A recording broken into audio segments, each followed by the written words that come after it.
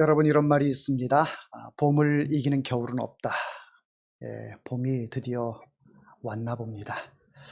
아직 꽃샘추위가 남아 있어서 조금 우리 연세 드신 분들 좀 더 기다리면서 이 추위를 이겨내야 될 텐데요.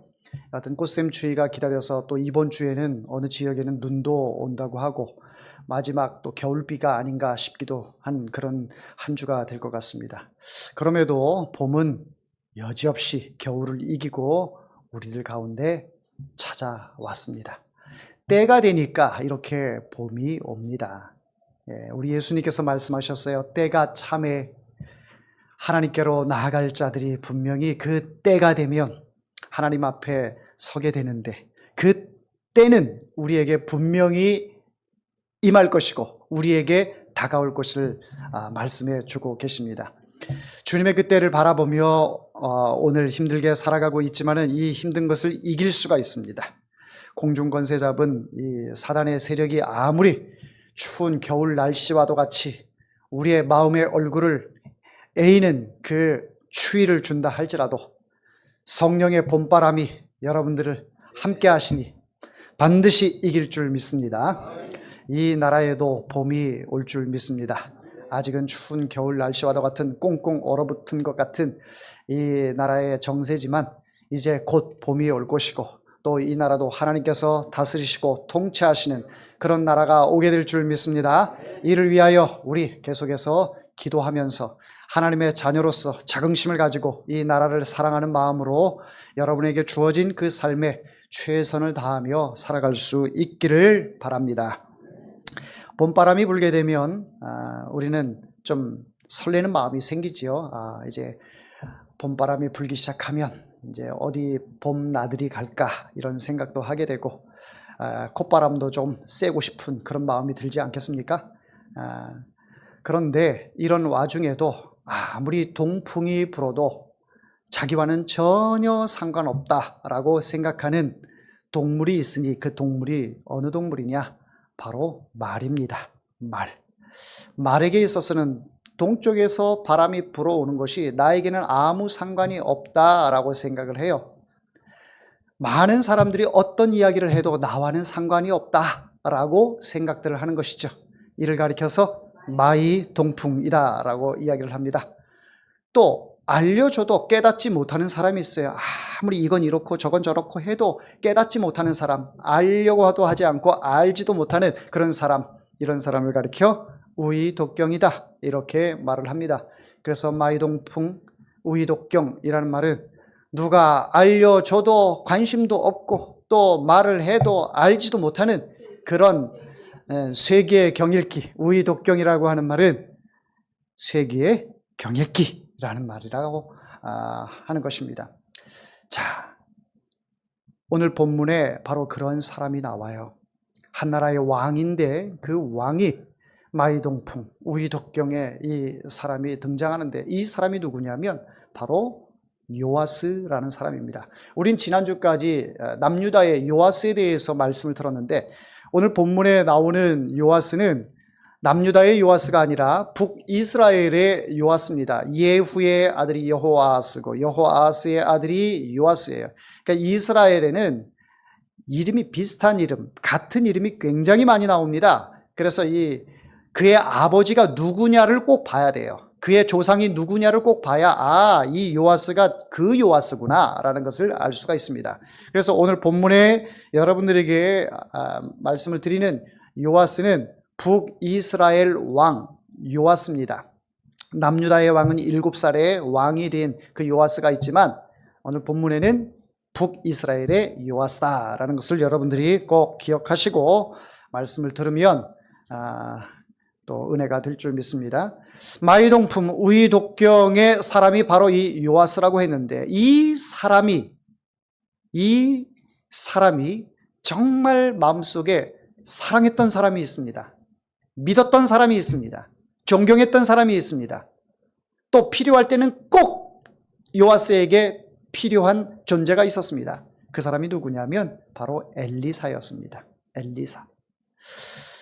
제가 객관적으로 북이스라엘을 보면 참 선지자가 그 나라에 있는 것이 엄청난 복이라는 것을 알 수가 있어요. 만약에 제가 하나님이라면 북이스라엘과 같이 여로보암의 길을 걷는 이 민족에게 선지자를 안 보낼 것 같아요. 얄미워서라도. 네? 얼마나 북이스라엘이 하나님의 말씀과는 상반되는 그런 삶을 살고 있는지. 북이스라엘의 그 죄를 대표하는 인물이 누굽니까? 여로보암이지요. 여로보암의 길을 걷는 민족이 바로 이 북이스라엘 사람들이에요. 여러분, 여로보암의 길이라고 하는 것이 뭘까요? 여로보암의 길은요, 여러 가지로 나눌 수가 있는데, 첫째는 여호와 하나님을 섬기지 않고 우상을 숭배한 그러한 북이스라엘의 초대 왕이었습니다. 금송아지를 만들어 놓고 단과 베델 사이에 금송아지를 만들어 놓고 이것이 하나님이다. 이것이 너희를 애굽에서 인도하여 낸 하나님이다. 라고 이렇게 가르칩니다. 이스라엘 백성들은 배운 것도 없고 마치 백성들이 오늘날 정치판에서 흔히 나오는 말 백성들은 개, 돼지다라고 하는 이 말들이 우리가 흔히 들을 수가 있잖아요. 그런 것처럼 왕이 시키는 대로 백성들은 그런 지경에 놓여 있는 거예요. 그렇다 보니 금송아지를 만들어 놓고 이게 하나님이다 라고 얘기를 하니까 백성들은 이게 하나님이구나 라고 믿는 거예요. 마치 출애굽기 32장에 모세가 시내산에 올라가서 주여 말씀을 주옵소서 해서 십계명을 받아서 내려왔더니 어떤 광경이 벌어졌습니까? 아론을 위시로 해서 금송아지를 만들어 놓고 거기서 덩실덩실 춤을 추며 노래를 부르며 잔치가 벌어졌어요. 이게 하나님이다. 애굽에서 너희를 건져낸 하나님이다 라고 이렇게 불경스러운 행동을 하고 있는 것입니다. 그때 그 모습과 이 여로보암의 모습이 똑같다라는 거예요. 여로보암이 금송아지를 만들어 놓고 이스라엘 백성들을 그렇게 쇠뇌시키고 있습니다. 이러한 일을 지금 요아스가 그대로 하고 있습니다. 여러분 11절을 보십시오. 13장 11절에 보면 여호와께서 보시기에 악을 행하여 이스라엘에게 범죄하게 한 느밧의 아들 여로보암의 모든 죄에서 떠나지 아니하고, 여로보암의 모든 죄에서 그 중에 한두 가지만 따라한 것이 아니라 모든 죄에서 요아스는 그를 떠나지 아니했다라고 성경은 말씀하고 있습니다. 자, 첫째가 우상 숭배였고 둘째가 뭡니까? 둘째는 주의 종들 레위인들을 통해서 제사장이 나와야 되는데 하나님의 뜻을 어기고 자기가 좋아하는 사람, 나 제사장 할래, 그래? 너 나한테 충성할래? 이런 사람이 있으면 그 사람을 제사장으로 뽑아서 제사장으로 세우고, 전혀 교육을 받지 않고 전혀 가문에도 해당되지 않는 그런 사람들, 하나님께서 인정하지 않는 사람들, 누구나 아무나 제사장이 될 수 있는 그런 사람들을 제사장으로 삼아서 이스라엘 백성들에게 제사를 집례하는 그 일들을 했다라는 거예요. 그러니 그런 사람들에 의해서 제사가 집례가 되니 하나님을 바라볼 수 있겠습니까? 금송아지 앞에서 이것이 하나님이다라고 할 수밖에 없는 일이죠. 이러한 만행을 저질렀다라는 거예요. 자, 셋째는 절기를 변경했어요. 하나님께서 제정하신 그 절기를 자기 임의대로 자기가 원하는 그 날짜로 밀어버렸어요. 이러니 하나님께서 분명히 말씀하신 것들을 자기 임의대로, 자기 생각대로, 편의대로, 또 이 무지몽매한 백성들을 통치하려면 저 예루살렘까지 가기보다는 내 울타리 안에서, 이 안에서 살아가는 것을 여로보암은 원했어요. 이 모든 것들이, 이런 만행들이 어떤 거예요? 이스라엘 백성들을 하나님과의 관계에서 단절시키고, 너희들은 내가 하는 대로 따라만 와, 너희들은 내가 하는 말만 들어, 하나님의 음성 소용없어, 하나님께서 세우신 이 나라 필요 없어, 개, 돼지로 알고 있는 것이죠. 뿐만 아닙니다. 하나님의 선지자의 그 경고의 메시지를 무시했어요. 하나님의 말씀이 임함에도 불구하고 회개하지 않고 계속해서 자기가 생각하는 대로 추진해 나갔습니다. 이런 모든 것들이 여로보암의 길이다라고 하는 것이죠. 자기 혼자 망해가는 것이 아니라 대대로 내 아들도 내 손주도 대대로 망하는 그 길을 선택한 사람이 바로 여로보암 1세였습니다. 여로보암 1세. 하여 북이스라엘이 결국엔 어떻게 됐습니까? BC 722년에 북이스라엘이 완전히 망하고 맙니다. 완전히 망했어요. 한 사람이 하나님과 원수가 되더니 그 백성들까지도, 그 나라까지도 완전히 멸망하는 그런 일에 놓이게 되었던 것이죠. 자, 그 길을, 모든 여로보암의 길을 따라갔던 사람이 누구라고요? 바로 요아스였다. 요아스. 그런데 이 요아스가 통치하고 있는 이 북이스라엘에는 그나마 희망이 있는 것은 하나님의 종들이 있었다라는 거예요. 엘리야 선지자가 있었고요. 아합 시대에는 엘리야 선지자가 있었고, 엘리야 선지자가 하나님의 부르심을 받으니까 그 이후에는 엘리사 선지자가 있었어요.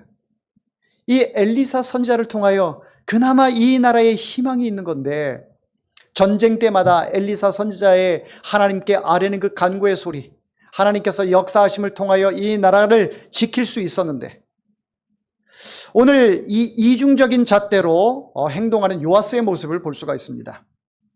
여로보암의 모든 그 죄악을 따라갔던 이 사람이 드디어 이제 엘리사가 나이가 들어서 하나님께서 부르실 그때가 되었습니다. 자, 14절 말씀을 같이 한번 읽어보도록 하겠습니다. 엘리사가 죽을 병이 들매 이스라엘의 왕 요아스가 그에게로 내려와 자기의 얼굴에 눈물을 흘리며 이르되 내 아버지여 내 아버지여 이스라엘의 병과 마병이여 하매.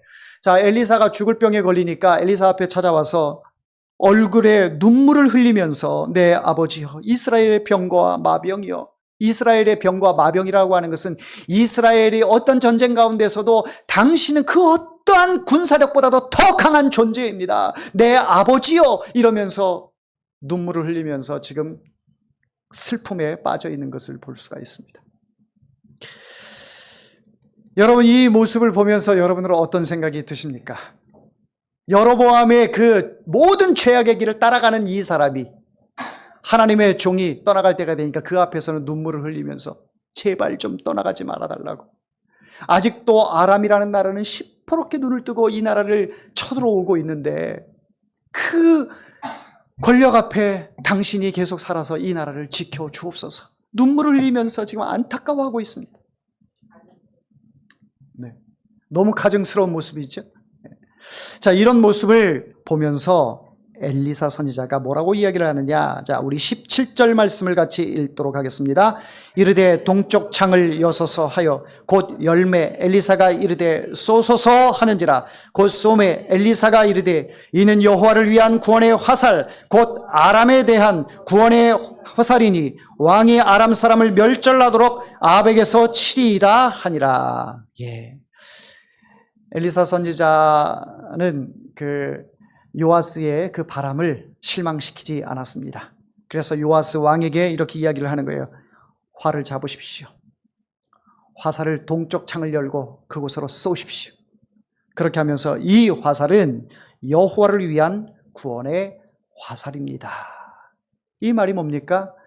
여호와 하나님께서 아람의 군대로 하여금 당신을 구원시켜 주실 것입니다. 이스라엘을 구원시켜 주실 것입니다. 구원의 화살입니다. 라고 이야기를 하고 있는 것입니다. 제가 하나님이라면 아까 가정을 해서 말씀을 드렸는데 인격이 성숙하지 못하고 마음이 넓지 못해서 참 요아스 같은 이런 사람을 그래도 하나님께서는 선지자를 통해서 긍휼히 여겨주시고 나라를 회복시켜 주시는 그 마음, 야, 나 같으면 못할 것 같은데 이런 생각이 드는데 하나님께서는 엘리사 선지자를 통해서 또 남은 자들을 하나님께서 이어가도록 역사하신 것을 볼 수가 있습니다. 자, 그런데 엘리사 선지자가 구원의 화살을 여호와를 위한 구원의 화살이라고 오늘 제목으로 붙였는데 이 말씀을 한 것은 어떠한 의미가 있느냐. 지금까지는 당신을 대신해서 내가 하나님께 기도했고 당신을 대신해서 내가 하나님께 헌신했고 당신을 대신해서 내가 하나님께 충성했으나 이제부터는 그 역할이 당신의 역할입니다. 당신이 해야 할 일입니다. 라고 말하고 있는 것이에요. 내가 기도하던 것 이제 나는 하나님의 품에 안기게 될 텐데 당신이 기도하십시오. 내가 하나님께 충성했던 것 당신이 충성하십시오. 나는 죽고 하나님만 살았던 것 이제는 당신이 하나님 앞에서 죽으십시오. 이제는 하나님과 당신이 연합이 되어야 합니다. 당신이 하나님을 만나야 합니다. 여로보암의 그 죄악의 길에서 떠나서 이제는 하나님을 향한 구원의 화살을 쏘셔야 합니다. 하나님만을 바라봐야 합니다. 그 얘기를 이 요아스에게 하고 있는 거예요. 사랑하는 성도 여러분, 여러분들 가운데에는 이제 연령층이 다양해서 하나님이 부르실 날이 가까이 계신 분도 계실 것이고, 또 한참 남은 우리 젊은이들도 있고, 더 많이 남은 우리 어린 아이들도 있지만, 물론 하나님께서 언제 어느 때 우리를 부르실지 그건 누구도 장담 못하고 알 수 없지만,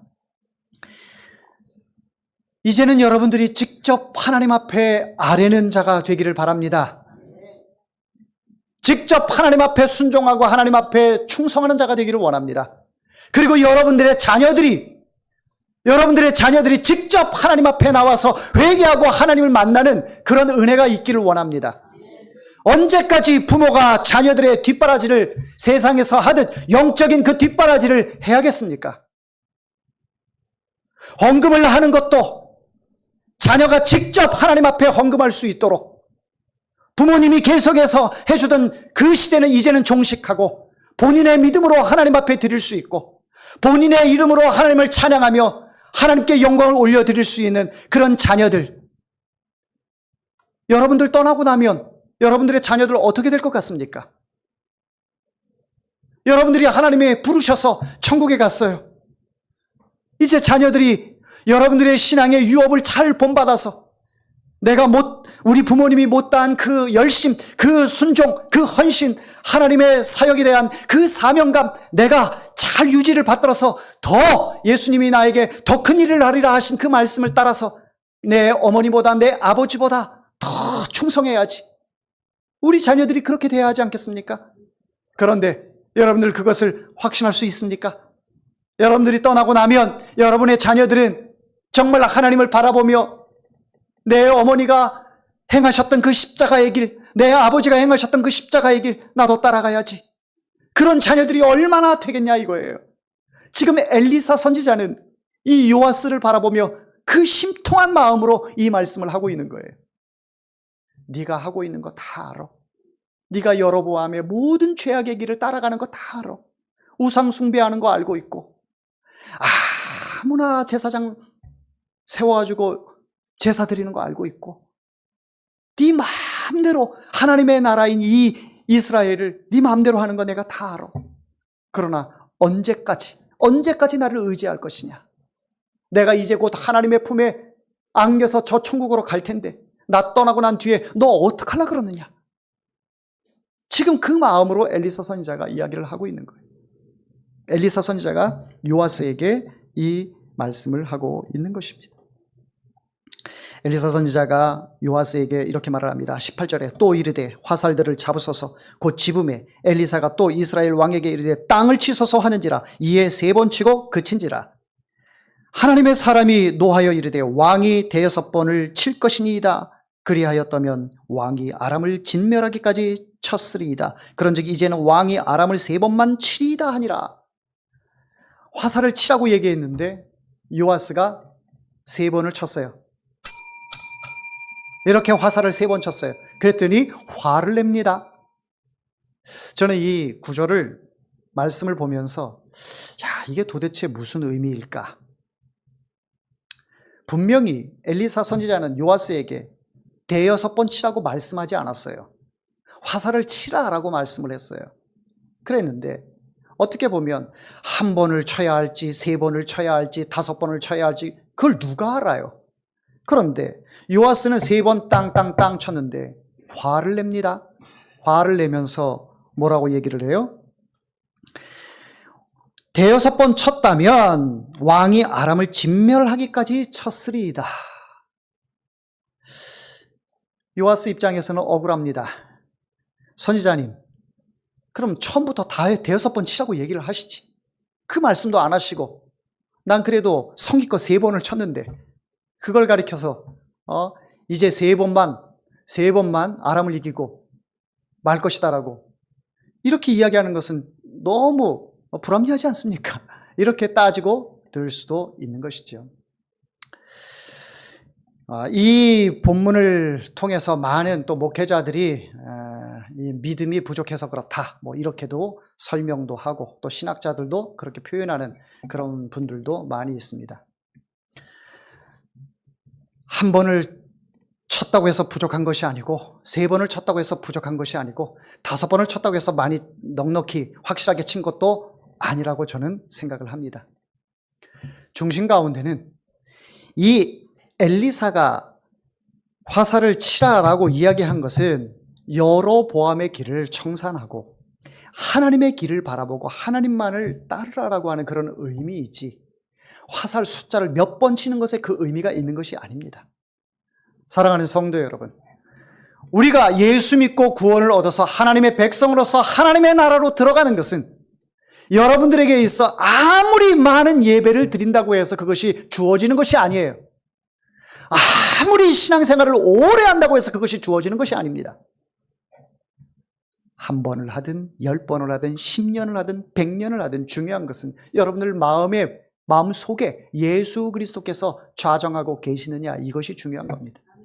여러분들 마음속에 예수님이 계셔서 여러분의 삶을 주관하고 여러분의 남은 삶을 통해서 주님께서 걸어가신 그 십자가의 길을 온전히 믿음으로 걸어가느냐, 하나님의 나라 저 천국을 바라보고 세상에 소망을 두지 않고 주님만 붙들고 나아가느냐, 그것이 중요한 것이라는 거예요.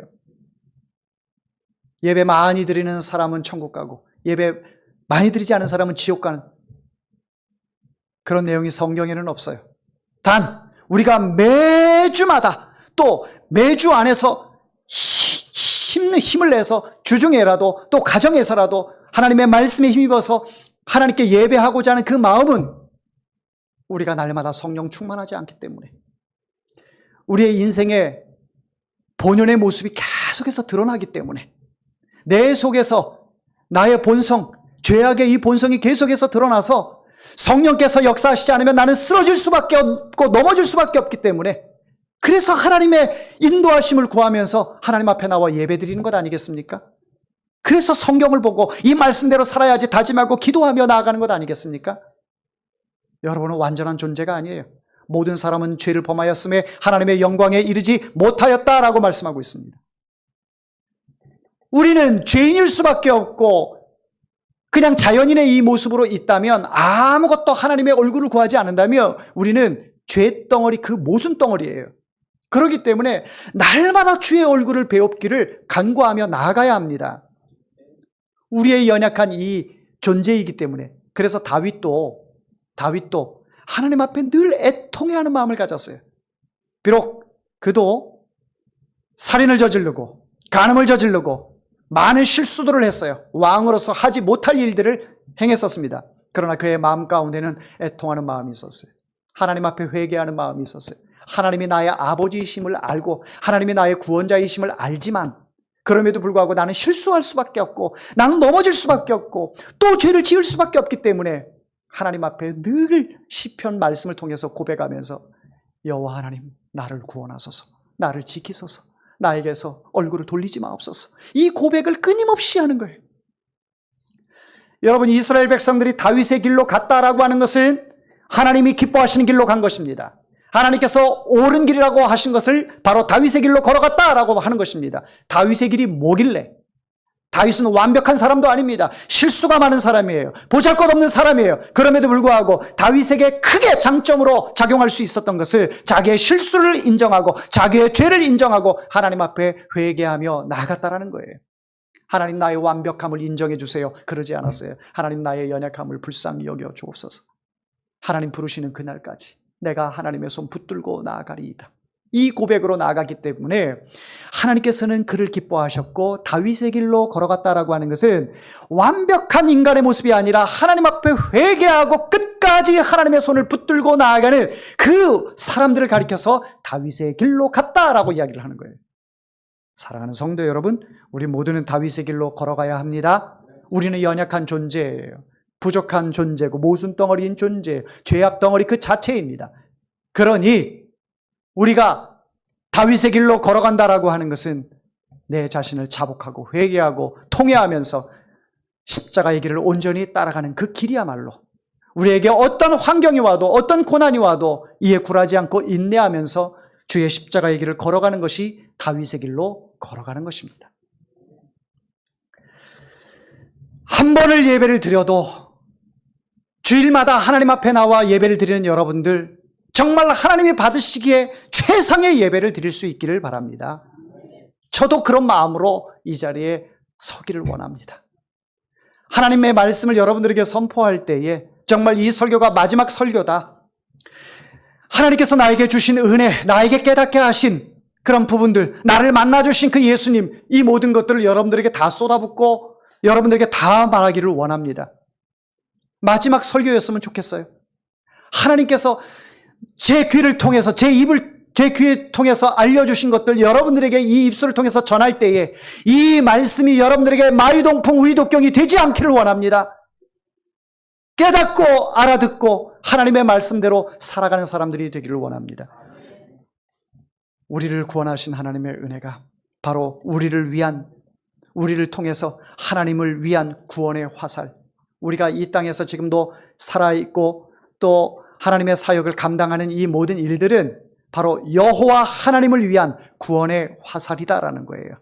우리를 통해서 이제는 다른 것 의지하지 않고 다른 것에 귀 기울이지 않고 여호와 하나님만을 바라보며 나에게 주신 이 사명을 가지고 세상을 향해서 구원의 화살을 쏠 수 있는 자들이 되어야 합니다. 5월 25일 전도 축제를 우리가 준비하고 있습니다. 혹자는 이렇게 생각할 수도 있어요. 나라가 어수선하고 지금 나라가 두 쪽으로 나눠지기 일보 직전인데 교회가 해야 할 일들이 전도 축제나 생각한다라고 생각할 수도 있습니다. 여러분, 이 나라 소중합니다. 이 나라 대한민국 하나님께서 사랑하는 나라입니다. 이 나라가 하나가 되어야 합니다. 이 나라가 다시 회복이 되어야 합니다. 그러나 더 중요한 것은 하나님의 나라가 하나님의 뜻에 의해서 지금도 계속해서 준비되어지고 있고 완성돼 가고 있습니다. 그 하나님의 나라를 향한 하나님의 백성들은 우리의 육체를 안고 이 땅에서 살아 대한민국이라고 하는 이 나라의 백성으로 살고 있지만 우리가 가야 할 본향은 하나님의 나라예요. 대한민국에서 영원히 살 수 없습니다. 이 땅은 유한한 존재의 나라입니다. 그러나 하나님의 나라는 무한한 하나님의 나라이기 때문에 그 나라를 위한 일들의 그 사명을 우리가 멈출 수가 없는 것이죠. 그러니 나라를 위해서 기도하고 이 나라가 잘 되기를 위하여 여러분들에게 주어진 삶을 최선을 다하는 것 마땅합니다. 그러나 그 가운데서 더 나아가야 할 것은 하나님의 나라를 위해서 이 전진은 쉼없이 가야 할 줄 믿습니다. 그러니 하나님께서 나에게 이 구원의 화살을 세상을 향해서 여호와를 위한 구원의 화살을 쏘도록 해라. 이 말씀을 오늘 이 본문을 통해서 우리에게 하고 있다는 사실을 여러분들 꼭 기억하시고, 이것은 남의 일이야. 이 교회에서 정말 하다간 너무 피곤해서 못 살 것 같아. 이런 생각이 아니라 정말 이 교회를 통해서 하나님께서 하실 그 일들에 대해 여러분들이 믿고 순종하며 또 따라서 나아가다 보면 하나님께서 여러분들을 통해 많은 백성들을 또 여러분들의 구원의 화살을 쏘는 곳곳마다 적중이 되어 하나님의 나라로 이끄는 그런 역사가 있게 될 줄 믿습니다. 자, 오늘 또 22절부터 23절까지 말씀해 보니까 20절, 21절 말씀에 보니 이런 말씀이 나옵니다. 엘리사가 죽으니 이제 드디어 하나님이 부르셨어요. 그를 장사하였고 해가 바뀜에 모압 도적대들이 그 땅에 온지라. 이제 정말 올 곳이 왔습니다. 아람만 오는 게 아니라 모압 그 떼강도들이 지금 막 이스라엘에 들이닥친 거예요. 자, 이런 때 마침 사람을 장사하는 자들이 그 도적대를 보고 그의 시체를 엘리사의 묘실에 들이던짐에 시체가 엘리사의 뼈에 닿자 곧 회생하여 일어섰더라. 자, 엘리사가 죽고 나서 20절에 보니까 해가 바뀌었어요. 이제 해가 바뀌었죠. 엘리사의 시신은 어떻게 됐겠습니까? 다 이제 썩어서 뼈만 남았겠죠. 그 뼈에 죽은 사람을 집어 던졌어요. 던졌더니 그 죽은 시체가 어떻게 됐습니까? 살아났어요. 엘리사 시체에 그 뼈에 시체가 닿았는데 살아났어요. 도무지 인간의 이성으로는 이해할 수도 없고 상상할 수도 없는 일이 벌어졌습니다. 중세시대에는 중세시대에는 이 성자 숭배 사상이 있었어요. 성자 숭배 사상이 있어서 어떤 성자로서 살아온 그 사람들의 그 시신에 몸을 대면 병이 낫고 이런 사람들의 생각이 있었습니다. 그래서 사도 바울의 그 수건을, 사도 바울이 사용했던 그 수건을 만지기만 하면 죽은 자가 살아나고 이런 것들을 사람들이 믿었습니다. 자, 그러나 중요한 것은 엘리사의 그 시신, 그 뼈에 죽은 사람이 닿다고 해서 살아났다라고 하는 것. 엘리사에게 능력이 있는 것일까요? 이 말씀을 통해서 우리에게 시사하는 바는 무엇이냐? 엘리사는 사역을 시작하면서 처음부터 끝까지 하나님이 부르시는 그때까지 살아 있었던 적이 없어요. 항상 죽어 있었습니다. 그의 생각이 죽어 있었고요. 그의 언어가 죽어 있었고요. 그의 행동이 죽어 있었어요. 그러므로 인하여 하나님이 사신 거예요. 자기가 죽음으로 인하여 하나님이 역사하셨던 거예요. 한 번도 살아있던 적이 없습니다. 지금 뼈가 있다고 해서 특별할 것도 아니에요. 그는 육체적으로 살아있을 때도 하나님 앞에서 죽었던 자예요. 자기가 죽었기 때문에 하나님께서 엘리사를 통하여 이스라엘의 그 엄청난 역사들을 이루어 갔던 것이죠. 요아스는 자기가 살아있기 때문에 자꾸 남을 의지합니다. 엘리사를 의지합니다. 다른 국가를 의지합니다. 우상을 숭배합니다. 정치공학적으로만 자꾸 생각을 합니다. 자기가 살아있기 때문에. 여러분, 오늘 이 말씀이 우리에게 주는 교훈은 분명합니다. 내 자신이 하나님 앞에서 죽을 때 하나님께서는 역사하신다는 사실이에요. 우리 해오름교회가 죽을 때 하나님께서 이 교회를 통치하시고 이 교회를 통해서 하나님의 역사를 이루어 가신다는 겁니다. 5월 25일 전도 축제를 앞두고 우리가 죽어야 합니다. 우리가 살아있으면 우리가 전도할 때 부딪히는 그 일들 건건마다 우리는 우리의 성이 막 나올 겁니다. 우리의 화가 나올 겁니다. 못해먹겠다라는 그런 생각을 하게 될 것입니다. 그러나 우리가 죽을 때에 내 자신이 죽고 우리 해오름교회가 죽었다라고 했을 때 하나님께서 거기서부터 하나하나 많은 것은 아니라 할지라도 한두 개라도 하나님께서 하신 일들이 그건 우리가 측정할 수가 없어요. 그런 일들이 우리가 죽을 때에 나타난다는 사실을 기억하고 이제 남은 그 기간 동안 우리 열심히 기도하고 또 복음 전하면서 하나님의 기쁨이 되는 우리 해오름교회가 되기를 주의 이름으로 축원합니다. 기도하겠습니다.